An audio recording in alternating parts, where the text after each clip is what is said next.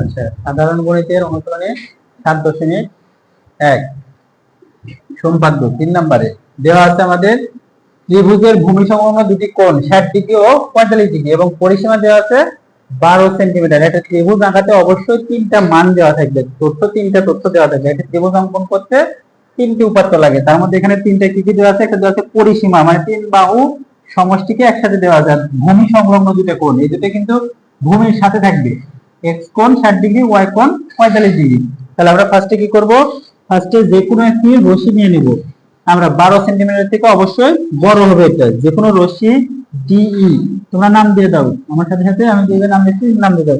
যে কোনো রশ্মি ডি থেকে এই যে পরিসীমা পি এর সমান করে, পরিসীমা এই যে এত বড় আছে না, এই পরিসীমা পি এর সমান করে ডিএফ অংশ কেটে দিব। ডিএফ অংশ কেটে নিব, পরিসীমা পি এর সমান করে ডিএফ অংশ কেটে নিই। এরপরে সবাই একটু দেখো, এই যে ডি বিন্দুতে এবং এফ বিন্দুতে কোণ এক্স আর কোণ ওয়াই এর সমান করে দুটা কোণ আঁকাবো। ডি বিন্দুতে কোণ আঁকাবো এক্স এর সমান করে। সবাই একটু আরেকবার ভালো করে খেয়াল করো, এই এক্স এর সমান করে এখানেও যে মাপটা নিব, এখানেও একই মাপটা নিয়ে এই পাশে আমরা দিব প্রথমে কোণের দৈর্ঘ্য। আবার এখান থেকে নিব, এটা হচ্ছে কোণের দৈর্ঘ্য মাপ দিলাম, কোণের দৈর্ঘ্যের মাপ। এরপরে এখান থেকে এটা কোণের প্রস্থের মাপ দিব, এই কোণের প্রস্থের মাপ। এখান থেকে কোণের এই প্রস্থের মাপটা দিলাম। এরপরে আবার এখান থেকে এই কোণের প্রস্থের মাপটা নিব, কোণের প্রস্থের মাপটা নেওয়া হলো। নিয়ে আমরা এটা যোগ করে দিব,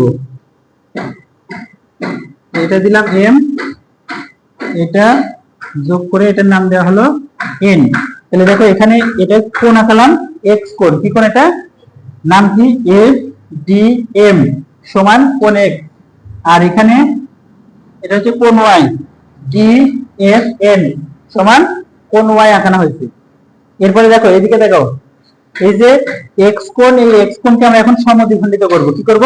সমদ্বিখণ্ডিত। এখান থেকে অর্ধেকের বেশি ব্যাসার্ধ নিয়ে একটা বৃত্তচাপ, এখান থেকে অর্ধেকের বেশি ব্যাসার্ধ নিয়ে আবার একটা বৃত্তচাপ, এই দুটো যে ছেদ করবে, এই দুটো পয়েন্ট আমরা যোগ করে দিব। এরপরে একইভাবে এখানেও তাই, এখানে একটা বৃত্তচাপ দিব, আবার এই পাশ থেকে এখান থেকে এখানে একটা বৃত্তচাপ দিব। এই দুটো বৃত্তচাপ যে পয়েন্টে ছেদ করবে এখানে আমরা দিয়ে দিব। এটা বাড়ায় দেওয়া যায়, না দিলেও কোনো সমস্যা নেই, শুধু এই পর্যন্ত দিলেই হবে। পরে বুঝতে পারছে? তাহলে কোণ ডি এবং কোণ এফ এর সমদ্বিখণ্ডক রেখা এটা, ডি এ আর এফ এ। বুঝতে পারছো এটা? আচ্ছা, এবার আমরা এই এ বিন্দুতে এক্স কোণের অর্ধেক, এখানে কিন্তু এটা এক্স ডিভাইডেড 2 হয়ে গেছে, এতটুকু কোণ হয়ে গেছে, এটা এক্স ডিভাইডেড 2 পুরো এক্স কোণের অর্ধেক এটা। তাহলে এই কোণের মাপটা নিয়ে এখানে আমরা আগে দৈর্ঘ্যের মাপটা দিব, তারপরে এই যে অর্ধেক পরিমাণ নিব, নিয়ে এখানে প্রস্থের মাপটা কোণের দিয়ে যোগ করলে এই কোণটা হয়ে গেল x ডিভাইডেড 2। এটা বি বিন্দুতে সেট করলো।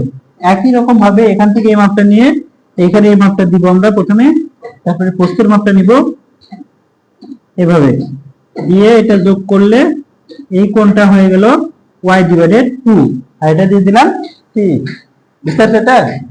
তাহলে এ বি সি হবে আমাদের উদ্দিষ্ট ত্রিভুজ। এটা পরিসীমা পি ছিল, এটা ছিল পরিসীমা পি। তাহলে এখন এখানে খেয়াল করো, এই যে এই কোণ x ডিভাইডেড 2, এটা x ডিভাইডেড 2। এদিকে দেখো, এদিকে দেখো, এই x ডিভাইডেড 2 হওয়ার কারণে এইটা এটা যোগ করলে হবে পুরো এই x কোণ। কেন? কারণ এই ত্রিভুজের এটা বহিস্থ কোণ, বহিস্থ কোণ বিপরীত অন্তস্থ কোণের যোগফলের সমান। আবার এই ত্রিভুজের একই ভাবে এটা y ডিভাইডেড 2, এটা y ডিভাইডেড 2, এই দুটো কোণের যোগফল হবে এই কোণটা, এটা y কোণ হয়ে যাবে। এটা হবে x কোণ আর এটা y কোণ। তাহলে আমরা এখন এখানে লিখবো, বর্ণনা লিখবো, বর্ণনা লেখো। আমরা প্রথমে লিখবো যে মনে করি একটি ত্রিভুজের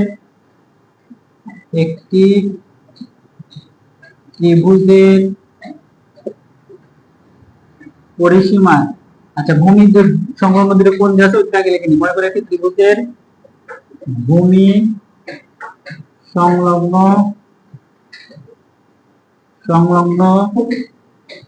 দুটি কোণ x সমান 60 ডিগ্রি ও y সমান 45 ডিগ্রি এবং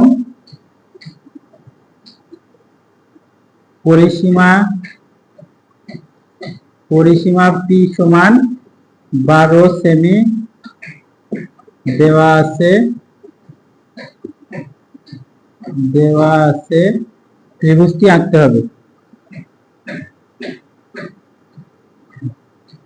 ত্রিভুজটি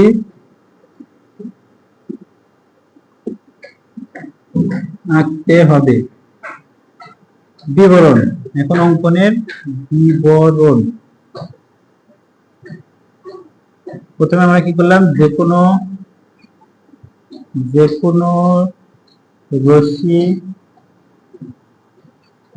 রশ্মি ডিই থেকে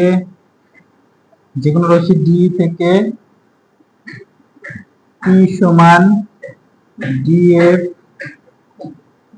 অংশ কেটে নেই ডিএফ অংশ কেটে নেই। ডি ও এফ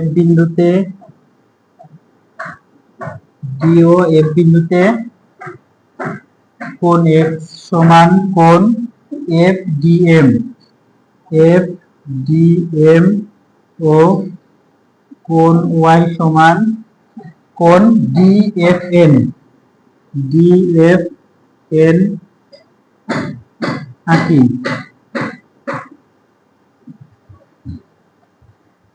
কোণ এফ জি এম ও কোণ ডিএফএল এর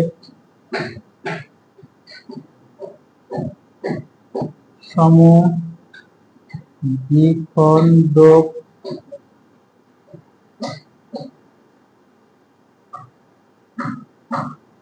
অঙ্কন করি, যা পরস্পর এ বিন্দুতে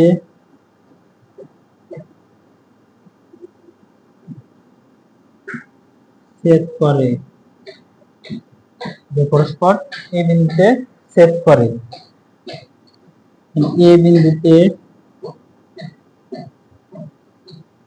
এ বিন্দুতে হাফ কোণ এক্স সমান কোণ ডিএবি ও হাফ কোণ ওয়াই সমান কোণ এফএসি আঁকি।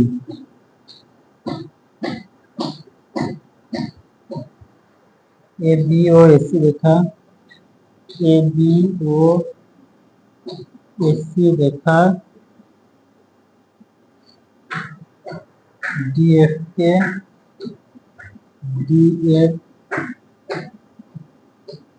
রেখাকে বি ও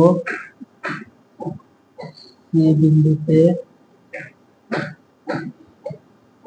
ছেদ করে। অতএব ত্রিভুজ এবিসি হবে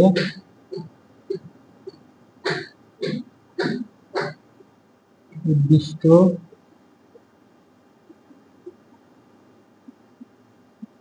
ত্রিভুজ।